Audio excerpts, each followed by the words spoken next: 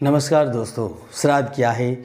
श्राद्ध क्यों करना चाहिए? क्या वाकई में हमारा दिया गया श्राद्ध पितरों के पास पहुंचता है? श्राद्ध का क्या फल मिलता है? श्राद्ध के नियम, कई सारी बातें आपके लिए महत्वपूर्ण बन सकती है। तो आइए जानते हैं। मैं हूँ एस्ट्रोलॉजर आचार्य प्रदीप जी। आप देख रहे हैं वैदिक साधना। श्राद्ध दो प्रकार के होते हैं, पिंड क्रिया, ब्राह्मण भोज। यह प्रश्न स्वाभाविक है कि श्राद्ध में दी गई अन्न सामग्री पितरों को कैसे मिलती है। वायु पुराण में कहा है, श्राद्ध में दिए गए अन्न को नाम, गोत्र, हृदय की श्रद्धा, संकल्प पूर्वक दिए हुए पदार्थ भक्तिपूर्वक उच्चारित मंत्र उनके पास भोजन के रूप में उपलब्ध होते हैं।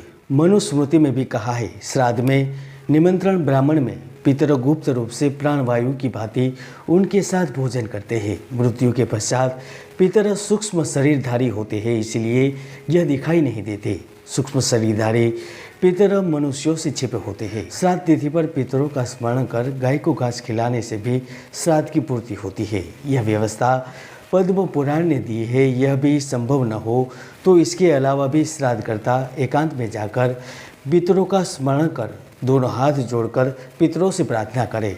विष्णु पुराण में कहा है, हे पितृगण, मेरे पास श्राद्ध हेतु न उपयुक्त धन है, न धान्य है। मेरे पास आपके लिए हृदय में श्रद्धा भक्ति है। मैं इन्हीं के द्वारा आपको तृप्त करना चाहता हूँ, आप तृप्त होइए। ऐसी प्रार्थना करके भी आप श्राद्ध पूर्ण कर सकते हैं। श्राद्ध सामान्य 3 प्रकार के होते हैं। नित्य नैमित्तिकम काम्यम त्रिविधम श्राद्धम उच्यते। यम श्रुति में 5 प्रकार तथा विश्वामित्र श्रुति में 12 प्रकार के श्राद्ध का वर्णन है, किंतु 5 श्राद्ध में ही सबका अंतर्भाव हो जाता है। नित्य श्राद्ध प्रतिदिन किया जाने वाला श्राद्ध, जल प्रदान किया करने से भी इसकी पूर्ति हो जाती है। नैमित्तिकम श्राद्ध वार्षिक तिथि पर किया जाने वाला श्राद्ध। काम्य श्राद्ध किसी कामना की पूर्ति हेतु किया जाने वाला श्राद्ध।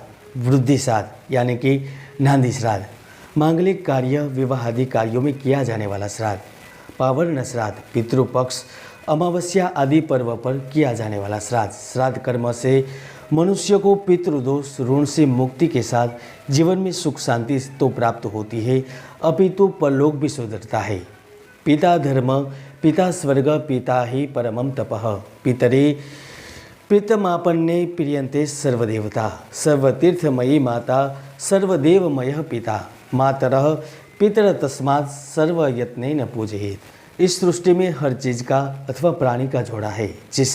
जैसे कि रात और दिन, अंधेरा और उजाला, सफ़ेद और काला, अमीर और गरीब, नर और नारी इत्यादि आपको बहुत गिनवाए जा सकते हैं। सभी चीज़ें अपने जोड़े से सार्थक है अथवा एक दूसरे का पूरक है। दोनों एक दूसरे पर निर्भर होते हैं। इसी तरह दृश्य और अदृश्य जगत का भी जोड़ा है। दृश्य जगत वो है जो हमें दिखता है और अदृश्य जगत वो है जो हमें नहीं दिखता।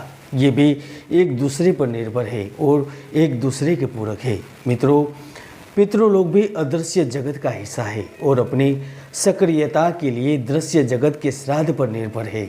सनातन धर्म ग्रंथों के अनुसार श्राद्ध के 16 दिनों में लोग अपने पितरों को जल देते हैं तथा उनकी मृत्यु तिथि पर श्राद्ध करते हैं। ऐसी मान्यता है कि पितरों का ऋण श्राद्ध द्वारा चुकाया जा सकता है। वर्ष के किसी भी मास तथा तिथि में स्वर्गवासी हुए पितरों के लिए पितृपक्ष की उसी तिथि को श्राद्ध किया जाता है। पूर्णिमा पर देहांत होने पर भाद्रपद शुक्ल पूर्णिमा को श्राद्ध करने का विधान है। इसी दिन से महालय श्राद्ध का प्रारंभ भी हो जाता है। श्राद्ध का अर्थ है श्रद्धा से जो भी कुछ किया जाए।